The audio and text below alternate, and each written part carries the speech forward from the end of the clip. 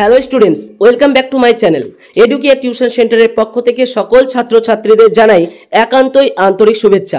আজ ভিডিওতে আলোচনা করব ক্লাস 9-এর জীবন বিজ্ঞানের ফাইনাল সাজেশন নিয়ে, অর্থাৎ সমস্ত অধ্যায়ের থেকে আমি সাজেশন দেব।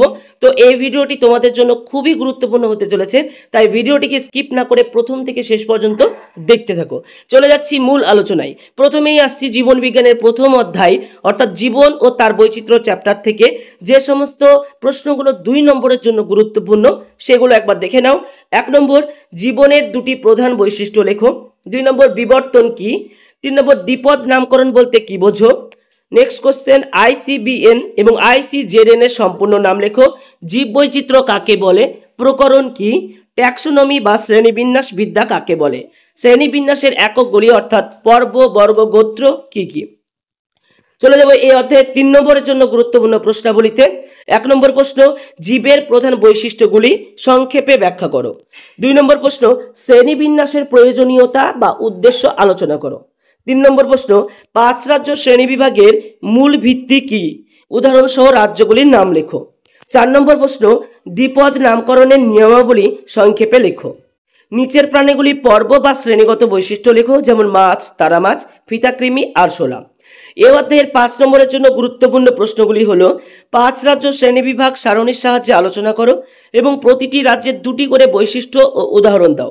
2 নম্বর প্রশ্ন, ট্যাক্সোনমি কাকে বলে এবং জীবজগতের শ্রেণীবিন্যাসের প্রয়োজনীয়তা ও গুরুত্ব সবিস্তারে আলোচনা করো। চলে যাব পরের প্রশ্নে, জীবনের মূল বৈশিষ্ট্যগুলি উদাহরণ সহ বিস্তারিতভাবে আলোচনা করো।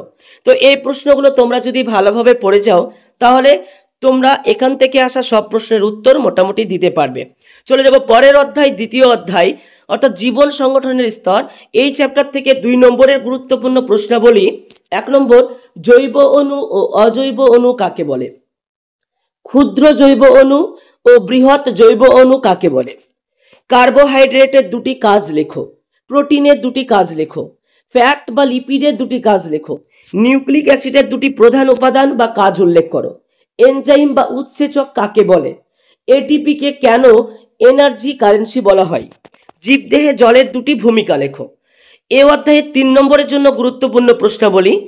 কার্বোহাইড্রেট, প্রোটিন ও ফ্যাট এই 3টি জৈব অণুর প্রধান গঠনগত উপাদানগুলি কি কি।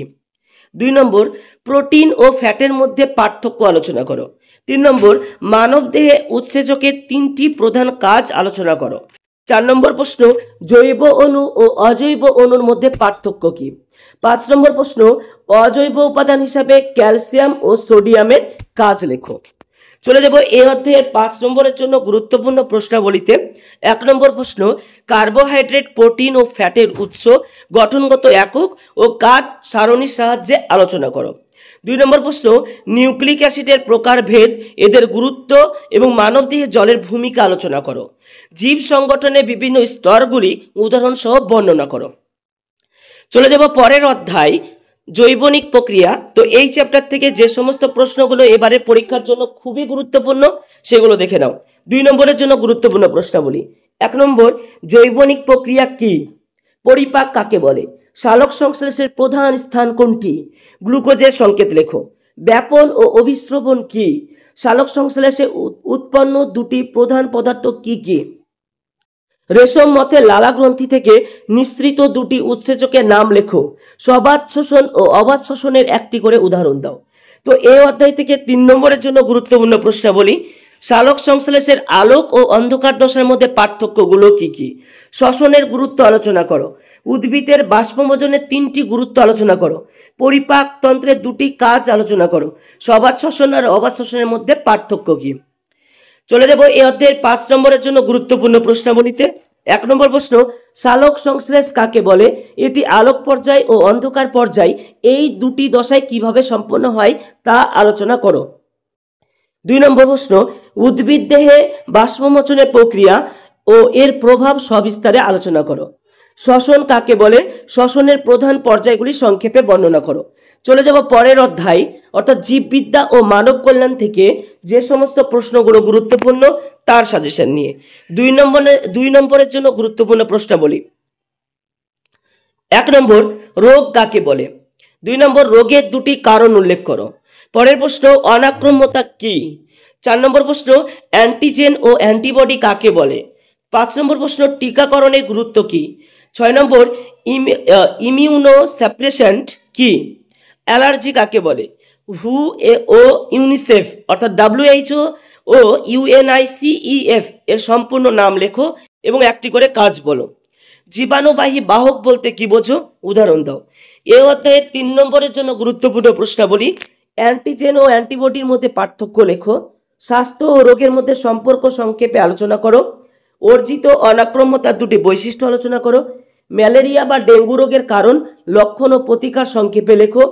অ্যালার্জির কারণ ও এর প্রতিরোধের উপায় আলোচনা করো। এই অধ্যায় থেকে আসা 5 নম্বরের জন্য গুরুত্বপূর্ণ প্রশ্নগুলি হলো: 1. অনাক্রম্যতা কাকে বলে? সহজাত ও অর্জিত অনাক্রম্যতার মধ্যে পার্থক্য আলোচনা করো। রোগ সৃষ্টিকারী জীবাণু বা প্যাথোজেন কাকে বলে? মানবদেহে ব্যাকটেরিয়া, ভাইরাস ও প্রোটোজোয়ার মাধ্যমে সৃষ্ট দুটি করে রোগের নাম ও তার লক্ষণ আলোচনা করো। 3 নম্বর প্রশ্ন মানব কল্যাণে জীববিদ্যার ভূমিকা সবিস্তারে আলোচনা করো। চলে যাব পরের অধ্যায় পরিবেশ ও তার সম্পদ চ্যাপ্টার থেকে। যে সমস্ত প্রশ্নগুলো 2 নম্বরের জন্য গুরুত্বপূর্ণ সেগুলো দেখে নাও। 1 নম্বর পরিবেশ কি? সম্পদ কাকে বলে? সম্পদের দুটি বৈশিষ্ট্য লেখো। 3 নম্বর উৎপাদক ও খাদক কাকে বলে? 4 নম্বর প্রশ্ন এটা। 5 নম্বর বিয়োজক কাকে বলে? 6 নম্বর প্রশ্ন খাদ্য শৃঙ্খল কাকে বলে? 7 নম্বর প্রশ্ন খাদ্য জাল কি? পরের প্রশ্ন পরিবেশের দুটি জড় উপাদান ও দুটি সজীব উপাদানের নাম লেখো।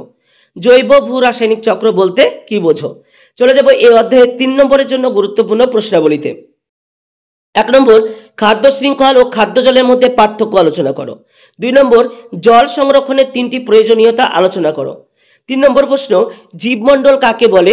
এর দুটি বৈশিষ্ট্য লেখো। 4 নম্বর প্রশ্ন উৎপাদক ও বিয়োজকের ভূমিকা আলোচনা করো। 5 নম্বর প্রশ্ন জীবনের প্রবাহে শক্তির 10% নিয়ম সংক্ষেপে ব্যাখ্যা করো। চলে যাব এই অধ্যায়ের 5 নম্বরের জন্য গুরুত্বপূর্ণ প্রশ্নাবলীতে। পরিবেশের উপাদানগুলি সবিস্তারে আলোচনা করো। 2 নম্বর প্রশ্ন খাদ্য শৃঙ্খল ও খাদ্য জালের সংজ্ঞা দাও। একটি পুকুরের খাদ্য শৃঙ্খল উদাহরণ সহ বর্ণনা করো। 3 নম্বর প্রশ্ন পরিবেশের জলচক্রের গুরুত্ব আলোচনা করো। সো স্টুডেন্টস, এই ছিল তোমাদের জীবন বিজ্ঞানের সমস্ত অধ্যায়ের 100% কমন বেসিক সাজেশন, যেগুলো পড়লে তোমরা পরীক্ষাতে গ্যারেন্টি সহকারে কমন পাবে। সো ভিডিওটি যদি ভালো লেগে থাকে তাহলে অবশ্যই লাইক দেবে।